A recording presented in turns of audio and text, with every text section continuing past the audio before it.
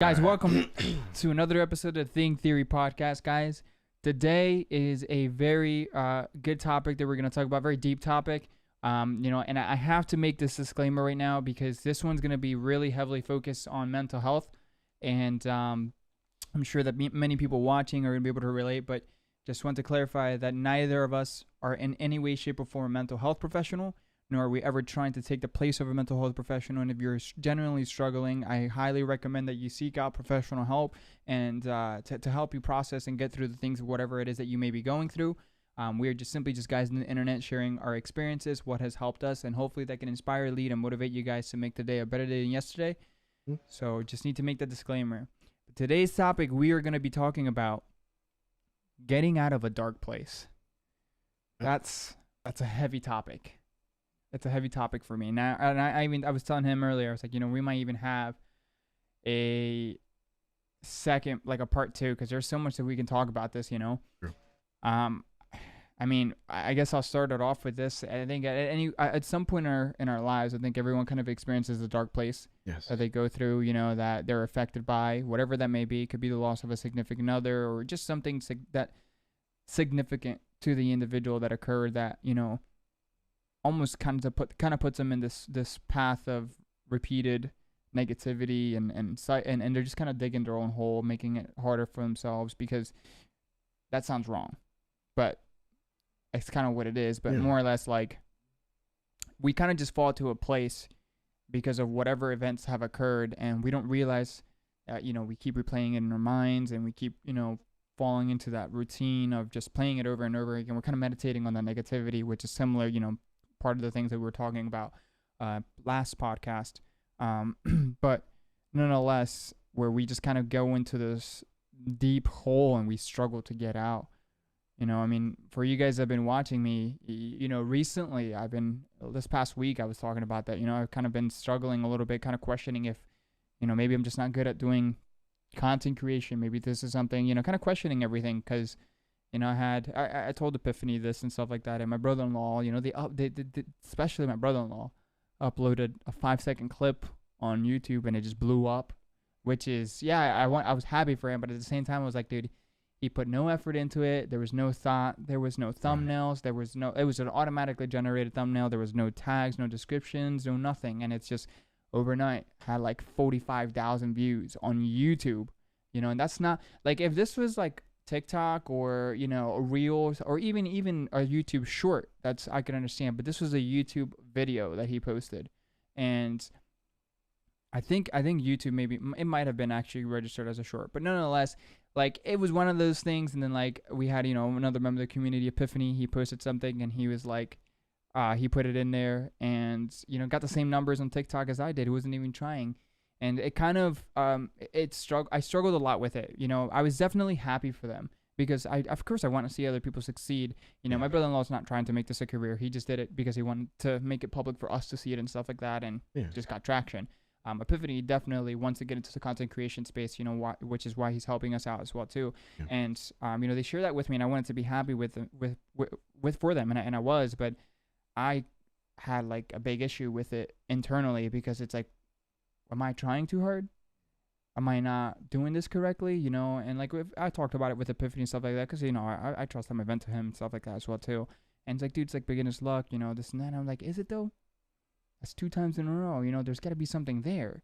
And I was really struggling a lot with that, and it was kind of a battle. I was having like almost like an identity crisis in my mind. You see that? You know what I mean? And I kept replaying it over and over and over in my head, to where I took something that wasn't even that serious and made it into this huge thing. That on top of other life things, and as you guys know, the wedding's we're getting closer to the wedding and stuff like that, and it's just like the pressure of everything kind of having to fall at this perfect, precise time, and really not knowing anything, because like one of the things that happened with us, because I didn't know this, but we took advantage of it, is, or rather not, we took advantage of it, we ran with it, because of COVID, when we were getting a lot of our contracts in for the wedding, where DJs and stuff like that, they weren't really accepting like security deposits and stuff like that, because they weren't sure if we would have had to remove the date. And, in the worst comes worst, we move it to a date that they don't have available. we're not out thousands of dollars. We're out just a security deposit. Okay.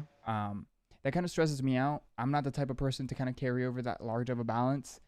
And it's like, yeah, we're getting closer to it, but it's like, I just want to pay it off. I want to pay, and it's just like, we can't, we got to wait because they all have specific time frames from when they accept payments. You know what I mean? So like that kind of just like put a burden on me and stuff like that. And it was just like really stressing me out that, just life in general as well too. I've been struggling to kind of get myself on a healthier track. I haven't even used my planner since so like it was a combination of that's my dark hole recently. And if you're watching this, I'm just gonna say, like, for you guys watching, you might have something similar where from the outside it looks something small, but it's so big for ourselves, right? So that's I don't know if you want to add on to it. I mean, if you're done, please, by all means, we'll share and then we'll just dive into, solutions. I think for me, my dark place that sometimes I have a bad habit of going to often kind of stems from something I've recently discovered. I kind of had this feud with time itself. Not trying to sound so existential or whatever, but I've always hated the passage of time ever since a little kid. Mm-hmm. Now, not so much because I'm an adult, but ever since I was a little kid, the whole time thing, I've kind of been subconsciously actually so critical and so hard on myself. I didn't even know it.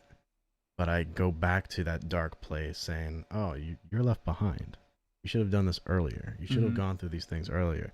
Quite recently, you're the oldest cousin out of the entire house. And yet you're learning from everyone else. What have you been doing this entire time? Right. So it's this feeling of not only stagnation, but obsolescence. I feel completely, sometimes, just left behind. Mm-hmm. And it's crushing. But at the same time, I've kind of gotten used to it, which is bad for anyone watching and listening, which is bad in this case because when you get used to something like that, you either change it or you roll with it. And when you roll with something like this, at least for me, when I rolled with it, there was no getting better.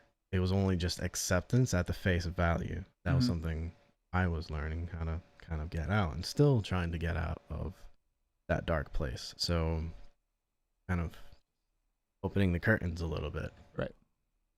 Stagnation, feeling left behind. And that's deep. Not only that, feeling like it's too late. Ooh. That's a big one. Our last, as you guys might know as well, our last podcast was about kind of in the second half, extroverts and introverts. Mm-hmm. I'm an introvert. Also kind of going off of my previous relationship and the lack thereof. It's that kind of feeling where I'm like, I'm 27. Mm-hmm. I'm just learning about these things I've previously discussed not long ago.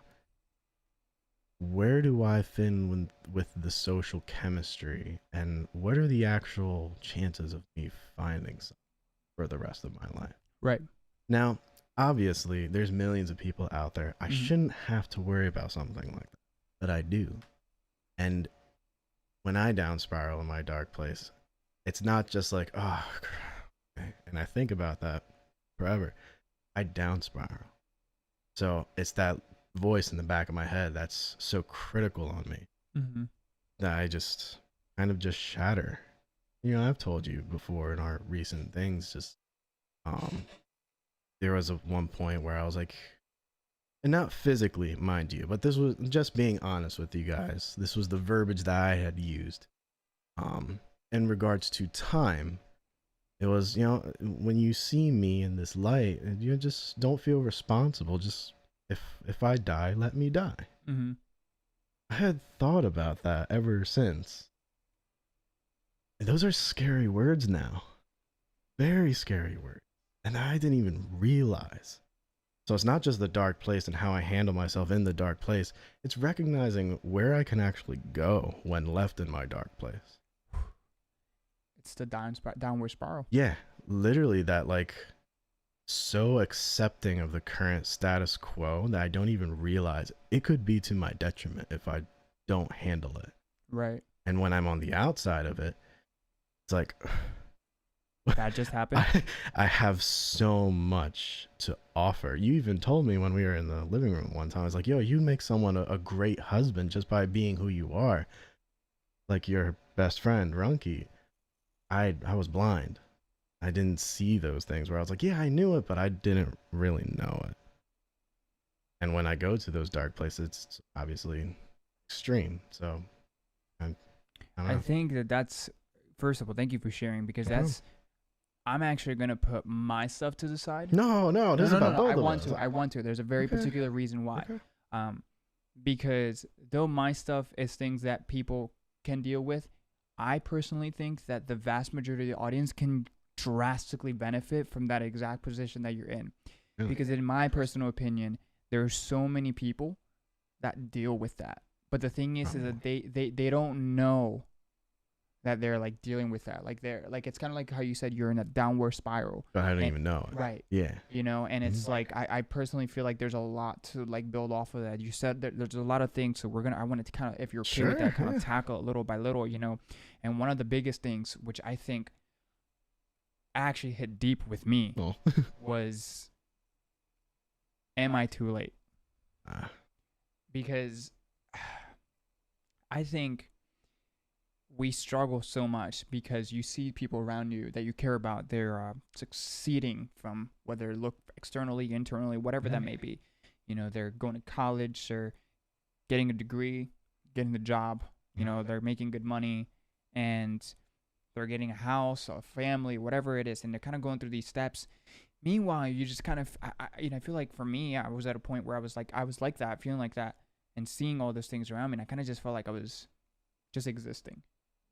Yeah. You know, and I think that there is a huge benefit from people to understand, you know, and I'm sure you can probably build into this, that we almost have to like stop comparing. Yes. to what we see, because everyone's life looks completely different, you know, and the things that someone else is doing is not going to be the same way that I'm going to do it, because not everyone, some people aren't meant to, like, they're better off not going to college, meaning that they can create a more successful life for themselves where they're happy, whatever they define to be success, if they don't go to college. Yes. There are other things that you can't avoid going to college, meaning like if you need a doctor or a medical degree, you know, and to become a doctor, a lawyer, like things like that, like you have to go to school for it. There's no way around that, right? Yeah. But for a lot of things, like even in engineering, you don't need to go to college for engineering. You really don't. Like, you can be an engineer by trade, and you can become a licensed engineer without being, graduating from college. You just need to be able to pass. I forget what the exam is, but that gives. It's an exam that you take, and it gives you a license to be a certified engineer. You know, even general contractors. There's some courses that you can take to become a general contractor, but it's not like a 5-year college or 4-year college. You know, it's a certification process, and But my point being is I think it's very important, you know, and you can definitely add on to this, the importance of not comparing yourself with the people around you. You know, so I don't know if you have anything you want. Sure, yeah. Continuing off of that, I completely agree with what you're saying, definitely, because the comparison is so toxic within yourself, whether it be from social media or from family or from any external source. Very, very, very toxic. But coupled with the I'm running out of time factor, it definitely can breathe a sense of hopelessness and, you know, fight or flight at that point. Right. But I completely understand your point. I agree with your point, because I've gone through that, exactly that, as you say. For the longest time, you know my history. My family has always wanted me and told me to go through the college route. Right.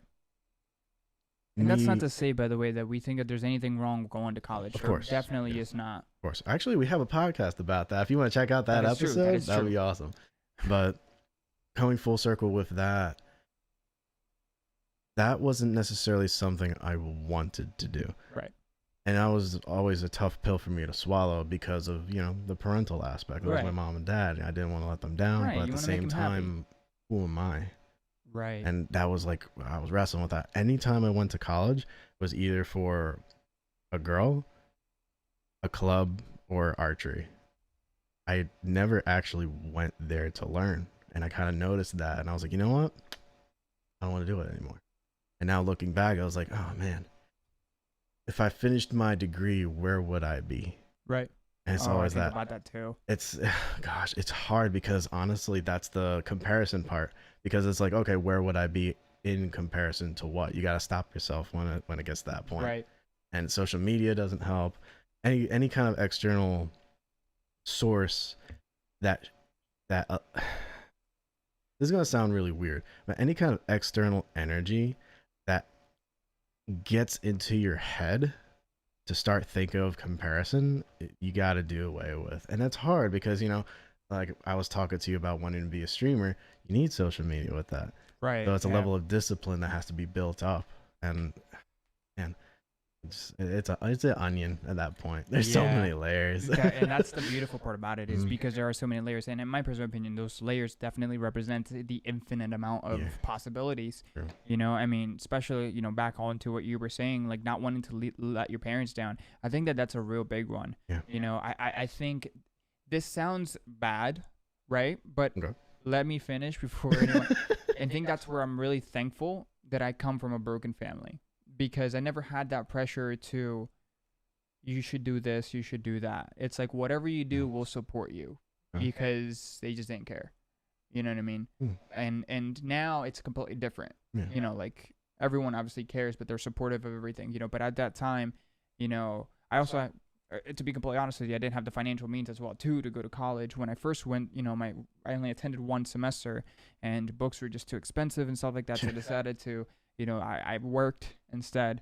But nonetheless, you know, I definitely didn't have that pressure, but I don't think that a lot of people, or rather, I think that a lot of people should definitely take a step back and realize, am I living my life or am I living the life that my parents want for me? You know, and that's real big because, I mean, even then, am I living my life or am I living the life that social media wants for me? You know, am I living my life? And you can fill in the blank with an infinite amount of possibilities. So I think that that's real big, you know, to definitely take a step back and realize that you don't have to, like, you have to find yourself outside of your parents' life for you, you know, and kind of develop that self-identity.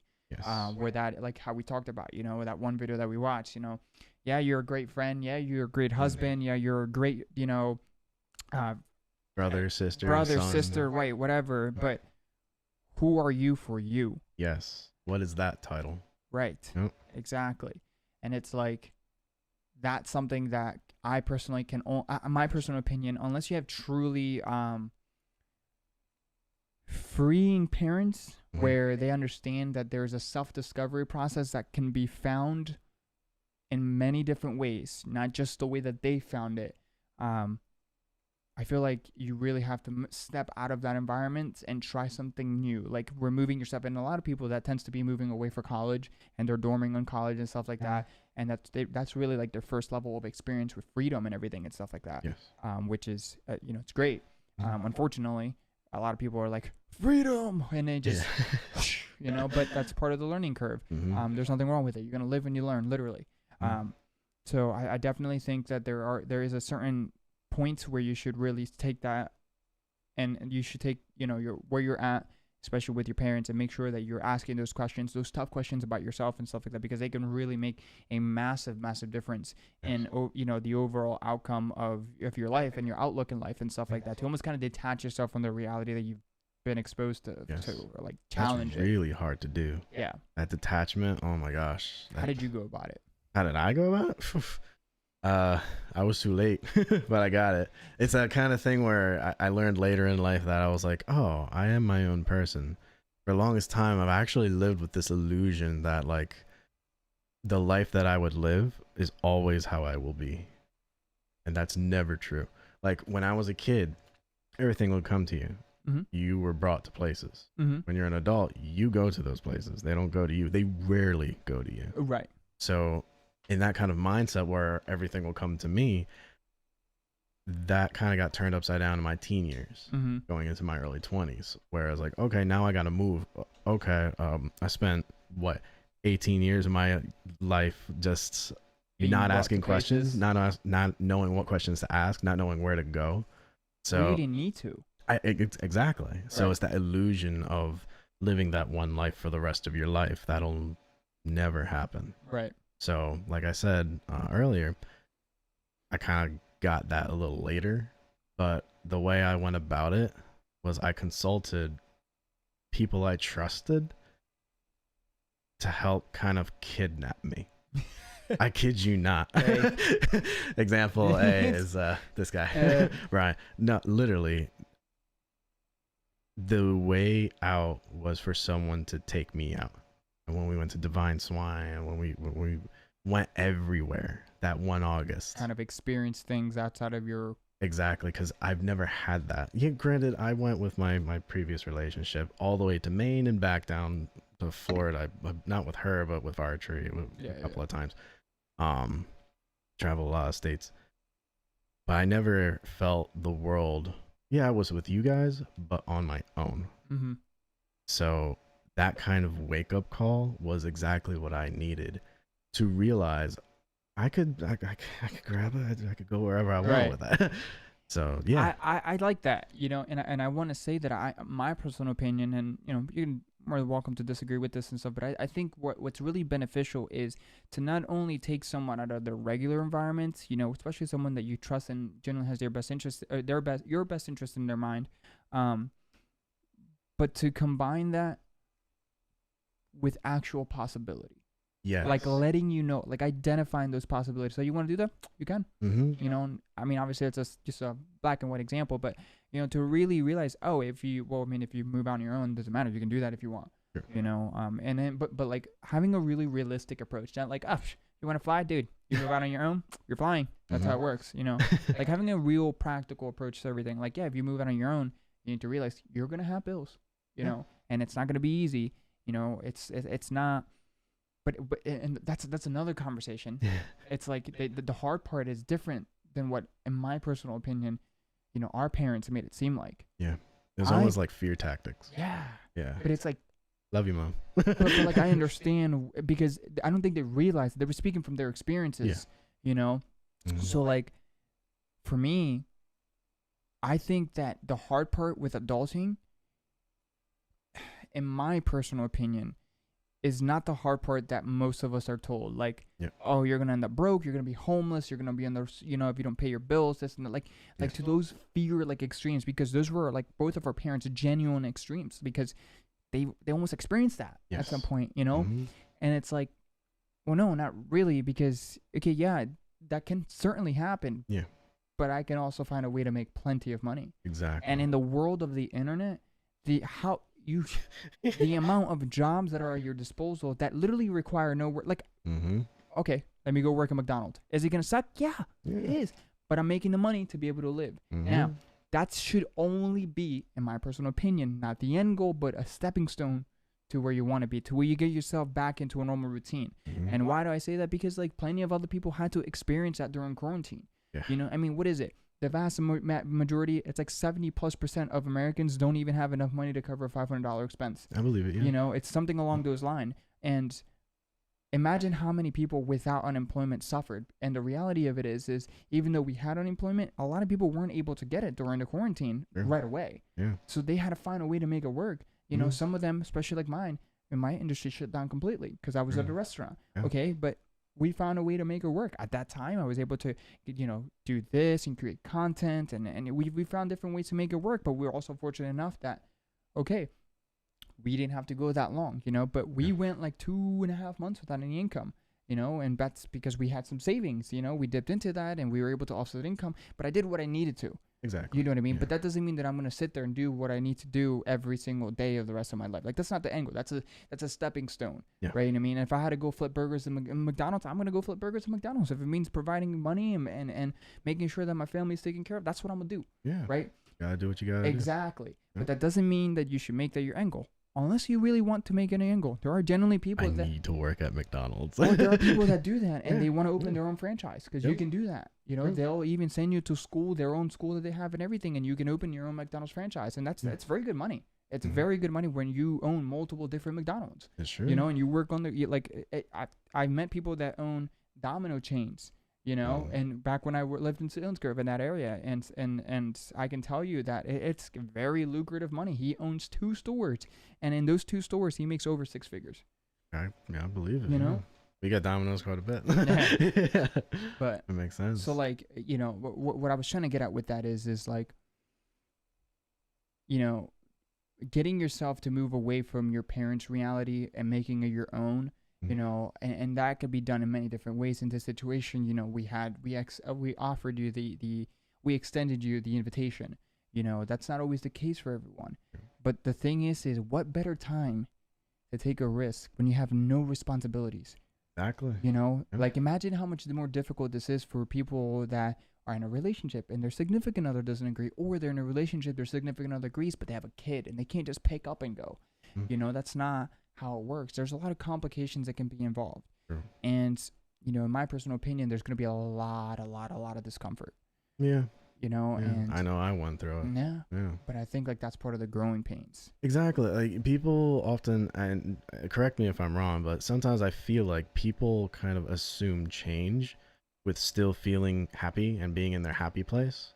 But when in actuality, change is going to be by nature something you either struggle with or it's gonna cause a lot of pain. Right. It's gonna be met with resistance. Yeah, because if you're still feeling the same way you were before, that means you haven't moved. True. If you're moving forward, you're feeling a different feeling. Well, it's complicated. Yeah. Because so I can't speak for the rest of the world. You know, I can speak from my experience. I've always seen change as there's going to be resistance. I've always and it could be because of my experiences growing up in general. You know, there's a lot of changes that needed to be made continuously. For myself, anyways. Not and I've kind of just learned that through change comes resistance.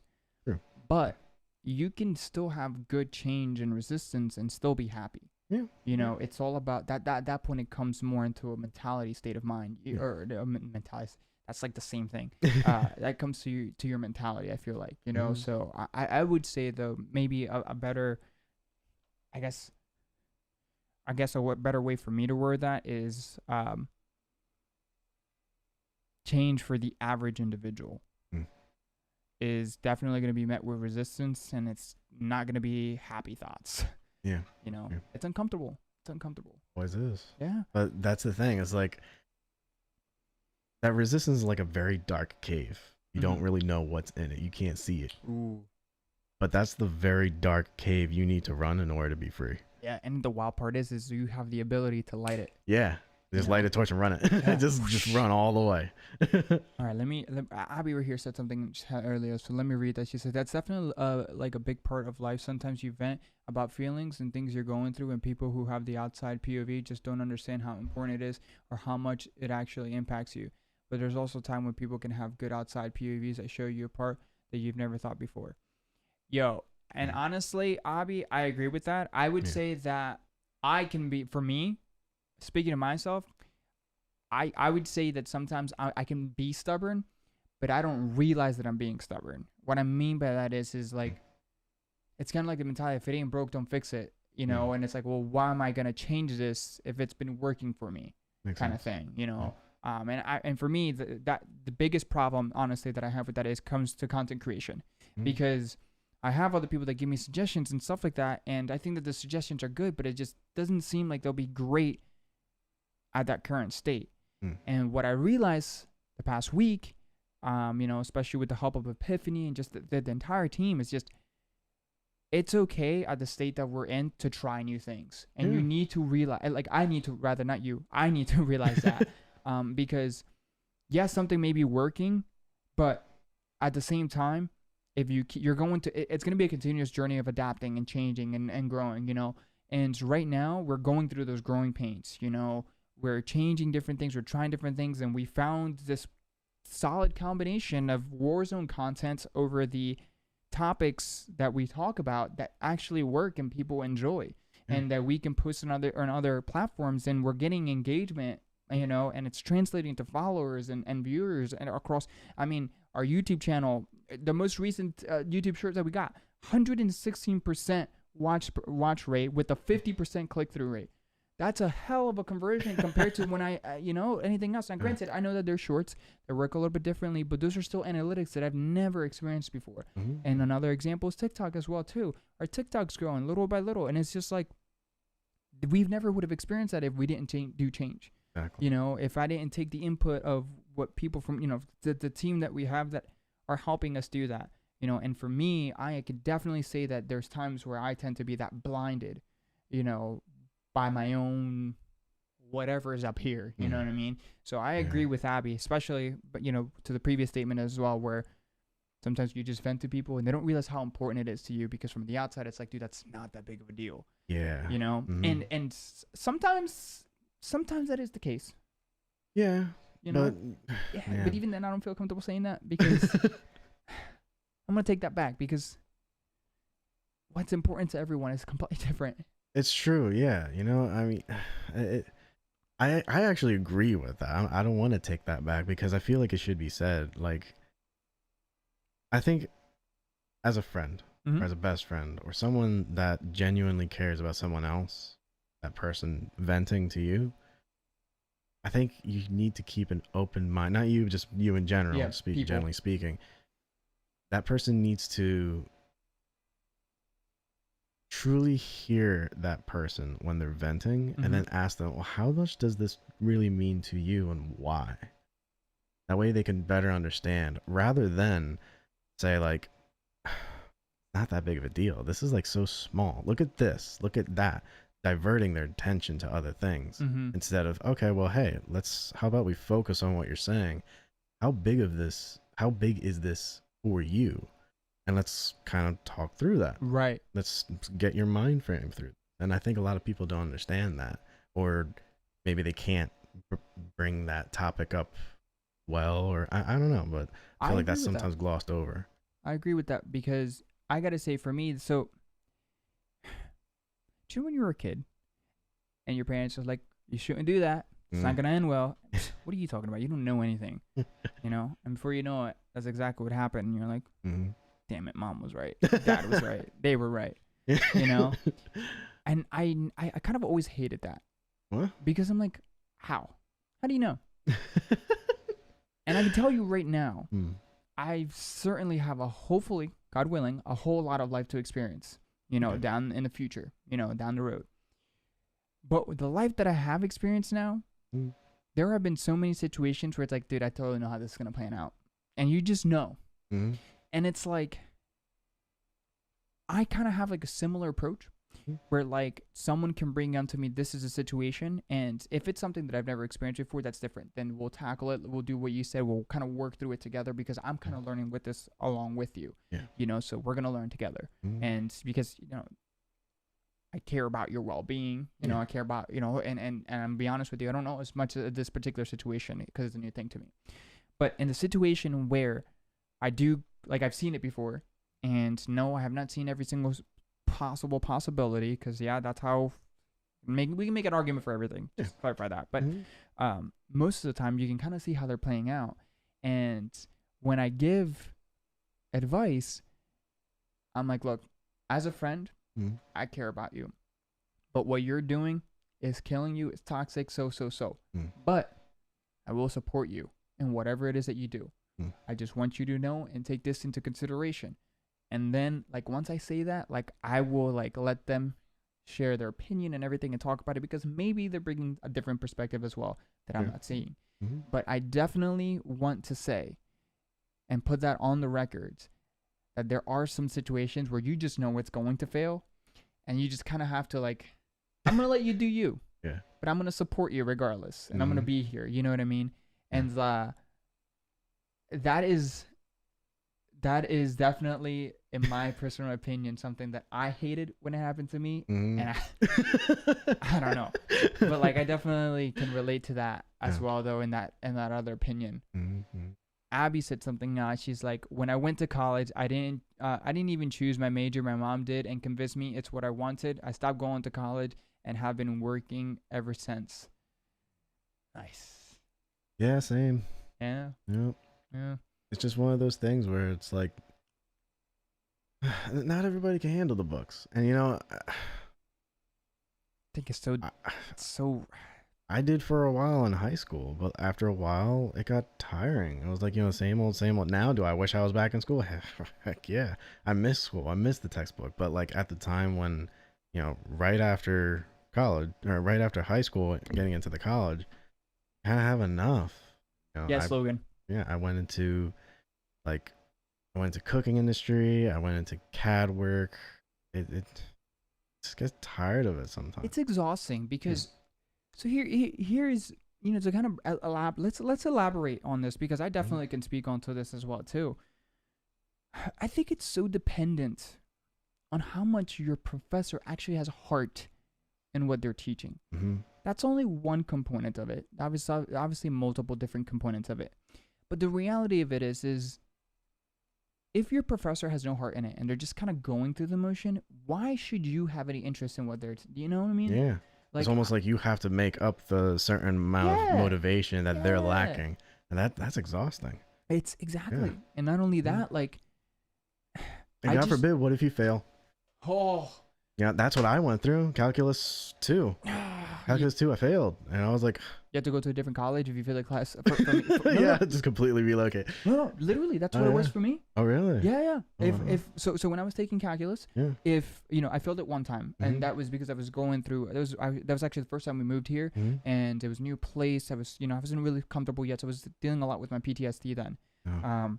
And it was actually playing an effect on me. I had like a help and stuff like that through HAC, which is the local community college and stuff like that. But they, I was allowed to like take Zeus with me and everything and stuff like that. I never actually did, but I talked to them about training and stuff like that because I ended up just, dropping out. But if literally my advisor told me, if you fail this one more time, like you can't finish this degree. Like we're not, like, how do you I'm paying for it. Let me fail as many times as I want to fail. It's not for them. It's a completely different thing. For the college, you are a stat. Yep. And if you're too low of a stat, they will not let you on campus. That's why they have probation. Just basically see if you're okay. Are you gonna jerk us around, or are you just that bad? And it's so annoying because it's like I take longer to learn certain things. Yeah. I may not be no Albert Einstein over here, or as Galaxy likes to say, this painting back here reminds him of the sleep paralysis demon. I may not be Albert Einstein, but I certainly want to take the time to learn the work that he has done. And I've taken the time since then to learn, but I can tell you right now, that was a year, almost year and a half of focusing on one specific concept and continuously learning it over because I just wanted to learn it. You don't have that in college. It's not about your pace, and that's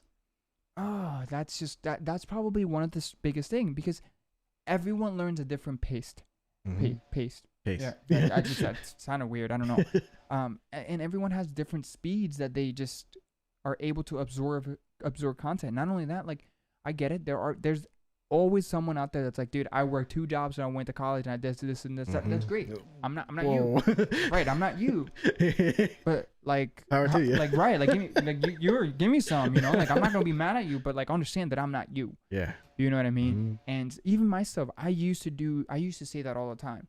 Like, bro, I had to suffer too. You can deal with it kind of thing. Not, with college, I would say not life itself, but like the reality of it is I was naive then.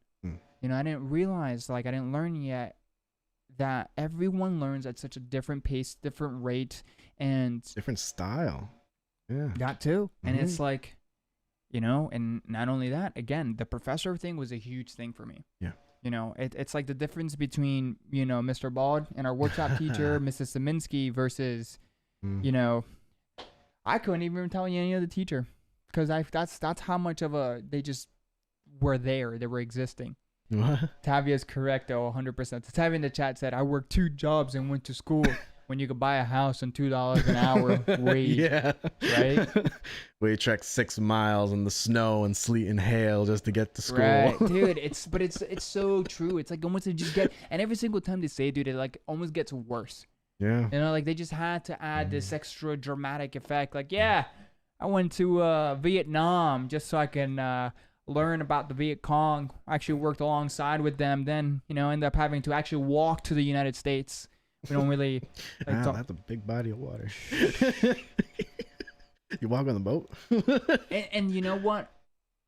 Tavia just said in the chat, the world they grew up no longer exists. Yes. And I agree with it. This is another thing that I definitely want to talk about because I think this contributes to getting yourself out of a dark place. Yes. Because right now there is a very big disconnect, and it's not an intentional disconnect. It is it happened so quickly that I just don't feel like the older generation were able to adapt to it. Yeah. And that is the level of exposure to different cultures, ideas, and perspective that one can have access at their fingertips.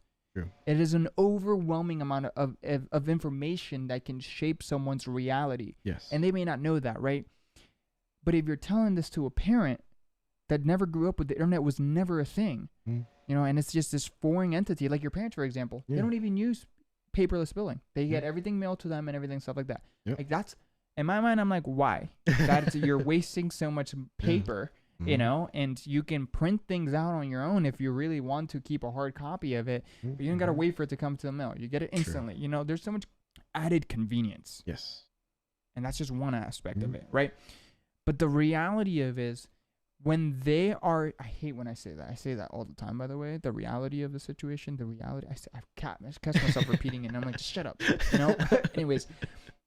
But realistically approaching it, they're going to be taking themselves and putting, whatever situation you're going through and giving you advice from their time, a different place, a different time frame, a different structure, social structure, that is good advice, but you almost have to take what they're saying and kind of restructure it for yourself. Yeah. And it's like that's a lot to just, translate for one individual, especially if you're not the type of person that's able to restructure something, like for me, to a certain extent, I consider myself to be someone that can take, advice from someone else that's not quite applicable to my situation, but take it bits and pieces and kind of, this works for this and that, and kind of keep adapting and adjusting along the way to make it to be at a better place. True. Right. I don't think that a lot of people are capable of doing that at an early age when they're growing, and especially like when you're at middle school and going to teenage years in high school. Like those are crucial moments that social media play a massive role in impacting their way of thinking. And it's like, I feel like there's that disconnect because the world they grew up in no longer exists. Very true. So like the whole dynamic is just literally, it could be 180 at times. Mm-hmm. So it's hard because like you said before, they don't do it intentionally, or like a lot of like how I called it earlier, fear tactics or scare tactics. They give advice off of the years that they've lived. Right. In an age where it's like 50 years, the world's going to be completely different. Just like how 50 years ago, it's completely different now for our parents. That's true. So when giving advice, or this is actually something I wanted to touch base on earlier, because expectations, when it comes to parents, because we're talking about like, stuff outdated, basically. Expectations, that's hard, but it needs to be addressed, because for a child, of course, you have your expectations when you're trying to raise them. Right. When they become of a mature mindset, or almost to a mature mindset, then that pattern has to change it has to change from I'm placing expectations on you to, okay, what are some things that you want? And let's place reasonable expectations on yourself. For who you actually have become. Exactly. Because I know for me personally, there were a lot of expectations from my childhood that I felt like I had to live up to, even currently. Oh. And it's like, okay, you don't raise your voice to a certain tone. You don't kind of keep quiet, you keep to yourself. No, I'm a grown ass adult, you know. Right. But you know those expectations, and it's not just habitual. There's a lot of different expectations, to the point that there are a lot of expectations I placed on myself, not even knowing, that was limiting my growth. Mm-hmm. So I honestly feel, coming from that kind of background, if I had someone sit down, or my parents kind of sit down with me and say, okay, these were the expectations we had on you before. Let's kind of reevaluate this so that you can determine the expectations you place on yourself going forward. Right. You know, like I had said before, the mindset of the child being brought everywhere, the mindset of the adult going places himself or herself. So when it comes to, you know, the dark corner or the dark place inside of ourselves, for me with expectations, destroy them all when you're trying to change. Destroy all of your expectations and then figure out where you want to go. Doesn't matter what the past is. The past doesn't exist. But see, here's the thing though. Okay, and I don't mean to interrupt, but before we get, hold to your thought, because I really want to elaborate on this, is how do you go about destroying those expectations? Because it's not as easy as flipping a switch, right? Oh, I agree. I was that way. Right. Yeah. So, like, how did you go about that in a way that you can relate to other people that may be listening, because maybe that can help them apply it to themselves? Yeah, sure, of course. So when doing this, because of course I completely understand it's a lot easier said than done. Right. It's completely easier said than done. However, very crucial. So you want step one, you want to keep that in the back of your mind. This is a very crucial step to defining yourself, and not only that, placing yourself in a much healthier mindset. Mm-hmm. Understanding that going forward to phase two. Phase two, you have to talk through it. Now, Ooh. I want to address, because, you know, there are people with disabilities, there are special circumstances. I'm only saying this in the general sense because I don't have those disabilities. Right. So in the general sense, what I would do is I would continuously affirm myself, saying, okay, I could be as loud as I want. I'm not gonna be an inconvenience to anyone. I address every single, and I guess step two is isolating the expectations, name them, and be as hard on yourself as possible. Saying, okay, I could be very loud. So I have an expectation on myself that I grew up being very quiet. Mm-hmm. I have an expectation of waking up and doing this. I have an expectation of doing this. And lay them all out. Write them down if you have a bad memory. I know mine lacked in a little bit. But be honest with yourself about all of them. And then look at them for phase three, step three. Look at all of them. Tell yourself, okay, this is the way I used to live, and I've lived for 27 years. Mm-hmm. I want to break this. And actually take time for it. It could be a day, it could be a month, it could be a year. I don't care how long. This change will affect the way you are for the rest of your life, in the good sense. Because I'm not saying to permanently break and discard. I'm saying temporarily break it and then reassemble it better. Oh, okay. Ooh. That's the part that I didn't see. And here's a gift to you guys. Because honestly, it's not something that you just shatter and discard, and then all of a sudden, I don't know how to live my life. I'm in this foreign. No. Right. The world is still going to be here. The world that you know. Right. You're just taking one thing at a time, getting over. I don't mean this in a negative sense, but getting over yourself and saying, okay, I can live happier doing this. I like that. This. I love that. So it's identifying what it is, believing that you're going to be okay, and then essentially kind of convince yourself, you know, okay, I have the freedom and the power to choose a different route. Right. That's how I did it.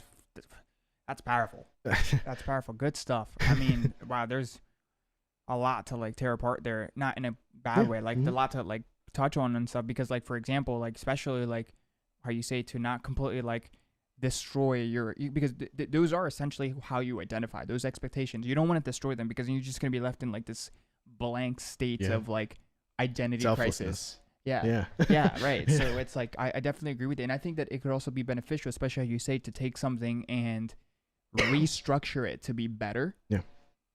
The benefit that you can have is you kind of have a little bit of the old with a little bit of the new, and it's like, okay, well, you can be loud, however loud you want to be, because that was the expectation. You have to be quiet. but you know when to do it and when not to do it. Yes. There's Awareness. Like, yeah, right. There's like a certain level of awareness that comes with having a little bit of the old and the new kind of dancing together. Yeah. You know what I mean? And I really like that a lot, because even like as you were saying it, I was like kind of connecting in my mind. I'm like, oh, I kind of done that before as well too, you know?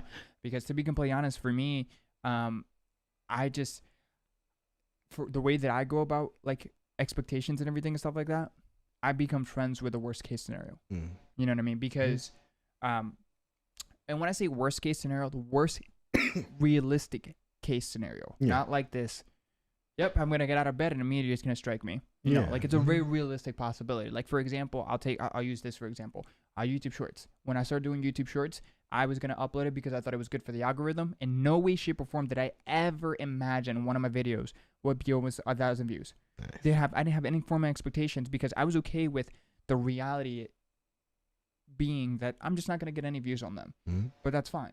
This podcast, I didn't think that this podcast would get to where it's at, because I, you know, even when I brought this up to you and I brought this up to Epiphany and stuff like that, like I was making this content. I did it live because I thought it would be great, but I'm making this content for longevity. Nice. I didn't expect it to actually have some kind of traction, people that enjoy it enough to consume it on other platforms and stuff like that. And actually, you know, it's monetizable on, you know, we have a platform that we monetize. I didn't think that we would even be able to do those things, right? But for me, the way that I kind of handle those expectations is I kind of accept the worst realistic case. Yeah. And I'm okay with that. Like I become okay and understanding of it, and then begin to make a process moving forward to get the best result possible. Yeah. You know, while maintaining that kind of like new expectation, for lack of better words. So I really, there was a lot to good stuff. True. But it's real. Yeah. It's very, very real. Yeah. And when you have a mastery of that, think of how powerful you will be. Just take some time to like actually think about that. If you have a mastery, because when you do this, you're managing your own emotions, right? Because think of it this way. Another thing that I'll share with you, another example: going to college. The expectation, you have to go to college. Well, if you were to rewrite that and say, okay, I don't have to go to college. I could go to trade school. I could do this. I could do that. The amount of freedom you're experiencing and you have control over, right, within that emotion, that's powerful. It's freeing. Yeah, you could literally do anything with your life, and the only one you will be influenced by is yourself and yourself alone. And that's what in my personal opinion, I feel like that is living life. Yes. You know, and that even then, like let's just say you have an opinion that was someone else's opinion, but you made that conscious effort to say, I will believe in this because of so reasons. You know what I mean? Like you made that effort. It wasn't, oh, well, this is tradition, I'm gonna believe it regardless of anything, not put any thought into it. Yeah. Like those kind of things, like just little things like that make such a huge difference. And I feel like, in my personal opinion, that's when an individual truly begins to live life and experience life to the best of their abilities, to where they start to write definitions of what they want out of life. And I feel like that in itself, how do you teach that to like, you just can't teach that to the vast majority of the world. You can't. It has to be simplified. Yeah. And then when you simplify it, it's this very gray scale, and it's like, I feel like you almost have to make these disclaimers, you know. And it's like, don't go to college, or you have to complete college, otherwise you'll fail. What do you mean? Essentially, what we've come to the conclusion of is this is what our parents were talking about all along, but they didn't know how to describe it. So what they would say is, oh, if you'll become a failure if you don't go to college, you'll be, if you don't go for the job, or anything that they say, essentially is what they were trying to bring to us. It wasn't necessarily about what they were trying to do. They put a label on it as, you have to go to college, you have to get a job, otherwise you'll become a failure. Oh, you mean like they took something gray and made it black and white? Yeah, like the gray that I think it's pretty black and white, but the gray that we've come up just now, I think what they were trying to say is, you're going to get into a lot of freedom very quickly, but you need to have control over that freedom and respect that freedom. Otherwise, it'll all bite you. And I think they didn't know how to put that. I can see it. Mm-hmm. I can respect it, but for me, I disagree with it because I kind of go back to what Tavia had said before. Mm-hmm. The world that they grew up in never really, it doesn't exist anymore. Yeah. And back then, to get this level of freedom, it was, you can go to college and you're making money, and then that money buys you time and freedom. Mm-hmm. You know, that's where it was actually a feasible thing back then.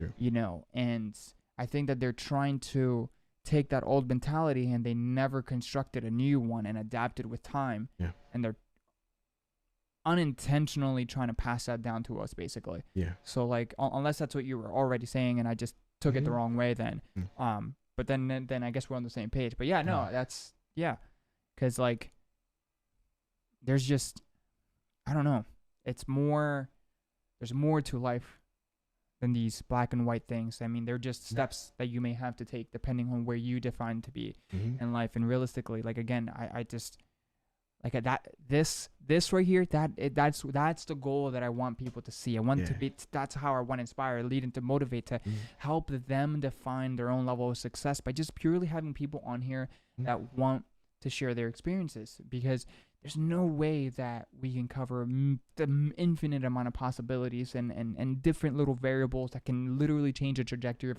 one's life, you know. But it would be cool to be able to get as many different people's opinions on things, to be able to get a more broader perspective. You know, the more guests, you know, once we start bringing more guests in and stuff like that, the more that we had, the more that we just get this bigger and bigger and bigger and broader, more topics and points covered, rather, that can really help people's lives. And I think that that's just a magical thing. Yeah. You know? Because it's giving freedom to people who have none, giving hope to those who are hopeless. That's the goal. Yeah, you know, and that's a great goal, because like, I know, like, I haven't had it the worst, but I've definitely learned something. And if I could pass that on to at least one person to help their life just even a little bit, that's worth fighting for. Yeah. Exactly. And that's what it is. And the beautiful part about it is, especially nowadays, man, there's so many different ways you can go about it. True. Even playing video games, you know? Very true. You know what I mean? So like, it's just, what a great conversation. Yeah. That was great.